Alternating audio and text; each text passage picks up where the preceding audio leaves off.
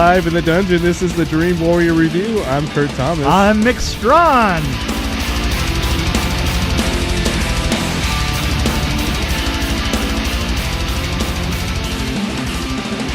Hey, Kurt. Yes. You wouldn't happen to have a description of this? I don't know if we can really do a description of this one. I don't think so. Yeah. This episode to me seems like we're going back to a regular TV show. Yes. I guess it's like the last few episodes didn't exist. That's kind of what it feels like. Yeah. That's in fact, you know what? The ending of this one made it seem like the beginning of this episode didn't exist. Did you notice that? Yes. We just kind of went along, and all of a sudden we're in this space. Yeah. I did like that one of the characters pointed out what we've been pointing out. There's another reality. Yes. And he said, in that reality, what would happen if this happened? Right, exactly. Which I thought was cool. And I thought it... At least we're getting to that point, I think. I keep thinking we're going to get it explained, what's happening, but it never happens. No, it never happens. And, yeah. You know what? I don't know what to say. I don't know how I feel about this episode. I don't know how I felt about this episode either. It's for the last two episodes, we seem to be rebuilding for something that never happened and never got explained, and now we kind of are in an interesting, duplicitous, just like at the beginning again. We're almost it's like we're in a loop. Yeah, it's like we're in a weird loop. Hey, Kurt. Yes. You wouldn't happen to have a description of this? I don't know if we can really do a description of this one. I don't think so. Yeah.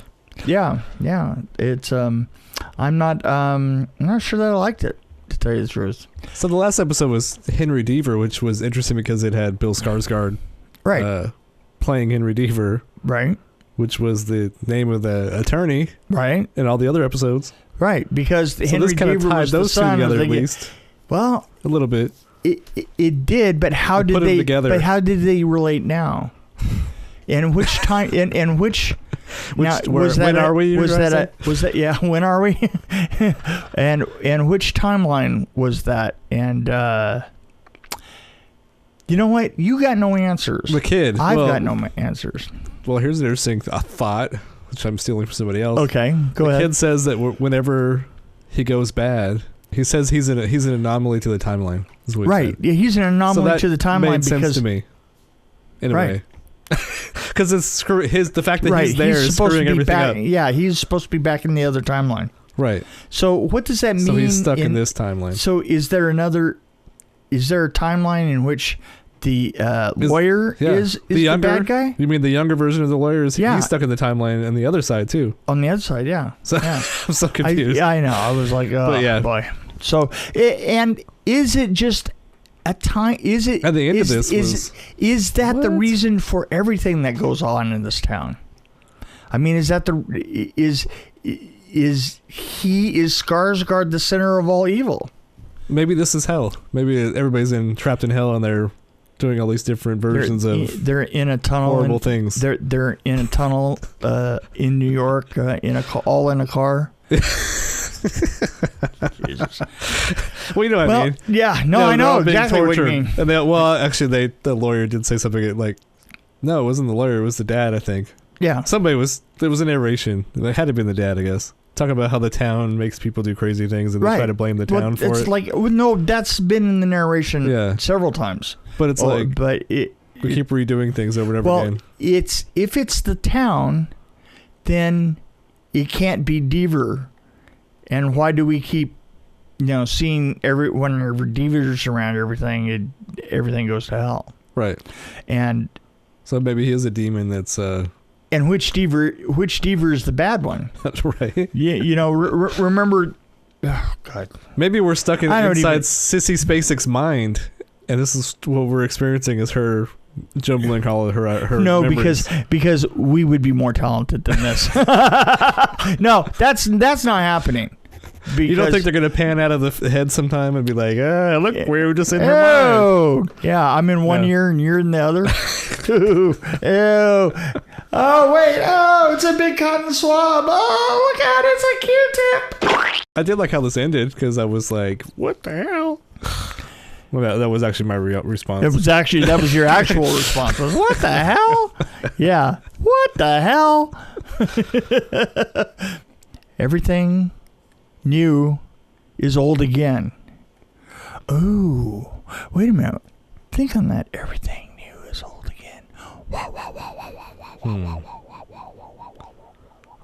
So what do you rate this one?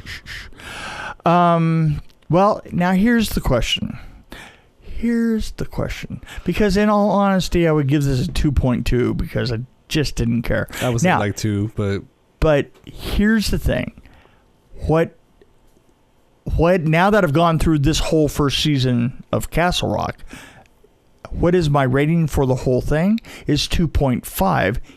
And I'll tell you what, for the whole thing. See, I would be a little bit higher. I'd be probably about 3. Really? See, but because there's some really stellar episodes that I thought were freaking amazing. There were 2 great episodes. I think 3. There were 3. Personally.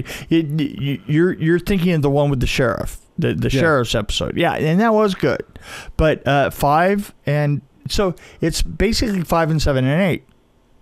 And I think that 9 was cool just because it was like it turned everything on its head. You know what I mean? Yeah. Like, the guy we've been following is like a different guy. It's funnily a different guy. Yeah, but so I give it a 3. Yeah. If we would have stopped at like episode 8, I probably would have given it a 3.5 the whole series. Yeah, so, you know what? I'm with you. I think that the last I think from 8 the last 3 episodes 8, 9, and 10 were incredibly weak. No, right? No, 8. No, 8 was the good one. 8 was the sissy. 8 was the one where the couple goes crazy, or they're in the house. The couple's in the house, and yeah. Okay, so it's the last. That was a weird episode. So 9 and 10. But 7 is your favorite episode by far. Yeah, 7 is yeah. That's just a tickle. That's just a twickle. Yeah. And you know what? I don't have that much to say about it. I give the whole series a 3 because I feel like I like some of the episodes more than you did by far. I think that you did. Yeah. I think that you're out of your freaking mind. But not 3.5. But like if you would have asked me after episode 9, I would have said after episode 8, I would have said 3.5 for sure. Okay, well there you go. So yeah. So there's that. Anything else you want to talk about? No? I want to finish reading my book. What is the name of the book that you're reading right now? Dante's Inferno. No, but I'm also reading, which actually is my favorite book, actually, of all time, is Dante's Inferno. Dante's Inferno. I want one of my follow-up, maybe my runner-ups would be Behind the Screams. Behind the Screams. Who wrote that? A gentleman called Blake Best. No, Mick Strawn and Blake Best. With Blake Best, yeah. But Mick Strawn actually does a really good job of spinning a good tale, and he does. This whole book is basically him spinning a tale. Yeah, and getting other people to tell their version of the story, which is amazing. It's actually I'm actually getting. And this is a surprise to me as much as anybody else. I'm actually getting some people that are going, wow, these are really good. Somebody pointed out this way, said that it's like listening to a couple of friends sit down and talk about Nightmare on Elm Street, everything that they did in Nightmare on Elm Street 4, and it isn't like anybody's being interviewed at all. It's like you're at a coffee shop. And it's like you're just at a coffee catching up with your old buddy. That's right. That's exactly. Or you're in a car and you're going through toll roads. That's right. That is one of the best parts. Right. Yeah, that's true. Everybody go to BehindTheScreamsBook.com and grab my book. Yes. And it's worth it. It really is. It looks pretty on your shelf, if nothing else. Yeah, if nothing else, it is. It is a good looking. It's got a graphic feel to it. And put it in a glass case. No. It might be worth like at least $20 someday. Put her on the back of your toilet. Pull it out when things get rough. No, I think you should have one in your bathroom and then one in your living room. Two. Or your bedroom, I guess. Exactly. It's always good to go to bed with stories about. I think so. Yeah. That's how I feel. Even though it's a movie about people that go to sleep and horrible things happen to them, but that's a different thing. Yeah, it's not totally unrelated. Could happen to anybody.